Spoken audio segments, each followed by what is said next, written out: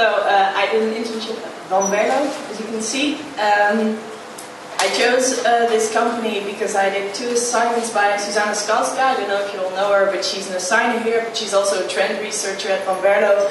And my first thought when I met her was, I want your job, so what better way to get her job than by going to the company that serves her job.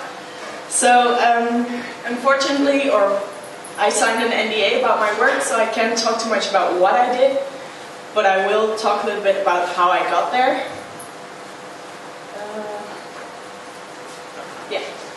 So getting the internship was fourfold for me. I first had the connection with Susanna. I actually did my last assignment with her in my 2-1, so there was an entire semester between that space before I did my internship. So I knew I had to keep the connection warm in a way, so I made sure that every now and then I would send her an email asking about something I saw or asking about the internships, just so she would remember me. I also made a portfolio, of course, and we'll talk a little bit more about that later because it's actually an interesting story, I think. The cover letter and CV were also very important. I specifically wrote one to Van Berlo telling them, okay, this is me, this is what I want to learn, and this is why I think your company can help me do that. And then there was the interview. Well, first off, I have my portfolio here. It has this elaborate thought scheme behind it. It has a vision about how you open it and how you can peel away layers and discover who I am. But I wouldn't mind it too much because it sucked. That's reality. As soon as I sent it, I actually came to talking with a couple of other students and some lecturers here, and they told me, well, it kind of sucks. So luckily I was still invited for an interview, and I think that may have saved my ass, so to speak.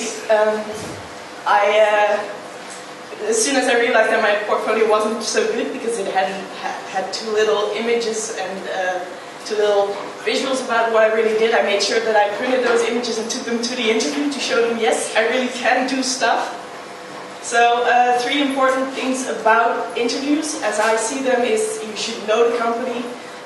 Make sure that you read on the website, on the Wikipedia page of the company, about the company, so you don't get any surprises during your interview. You have to know yourself, because if you don't know who you are and what you want to do, then the company won't know if they can offer you anything.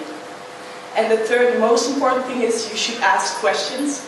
Let them know that you're interested, let them know that you know what you want, and also so you can be sure that the internship is actually what you want after all.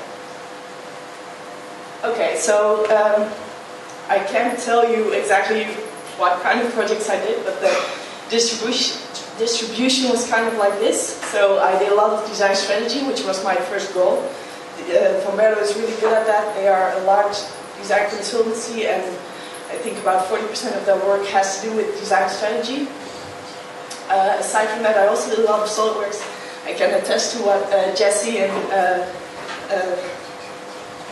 I get this when I'm nervous, Yasmin said, do some 3D modeling, whether it's SolidWorks or Rhino or anything else. Make sure that you can do some 3D things.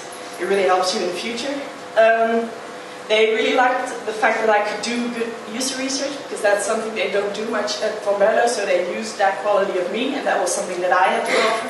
So know your qualities, know what you have to offer, and then of course the prototyping, which was hell for me because I'm not good at it.